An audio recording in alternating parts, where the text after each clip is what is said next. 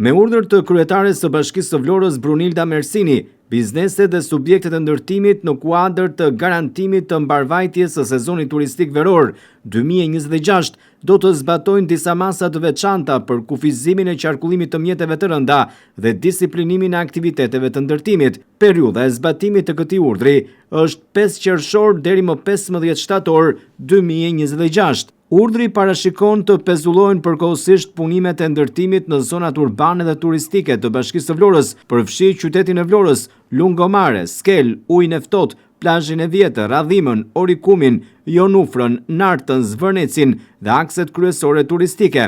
Përjashtim bëjnë vetëm punimet infrastrukturore dhe shërbimet publike të autorizuara nga Bashkia e Vlorës. Urdhri thotë se ndalohet qarkullimi i mjeteve të rënda mbi 3.5 ton të premten ora 15 deri 24, si dhe të shtunë dhe të diel gjatë gjithë ditës. Ndalohet kryerja e ngarkim-shkarkimit nga mjetet e transport të mallrave 1.5 dhe 3.5 ton nga e hëna në të premte, ora 6 deri 11 dhe 15 deri 24, të shtunë dhe të dielën ora 6:24. Ndalohet parkimi i mjeteve mbi 3.5 ton dhe i kamperave në rrugët kryesore të qytetit, përfshi Lungomaren dhe bulevardin Ismail Qemali, sipas përcaktimeve të urdhrit. Këto masa synojnë përmirësimin e qarkullimit rrugor, garantimin e sigurisë publike dhe ofrimin e një eksperience sa më cilësore për qytetarët dhe vizitorët gjatë sezonit turistik.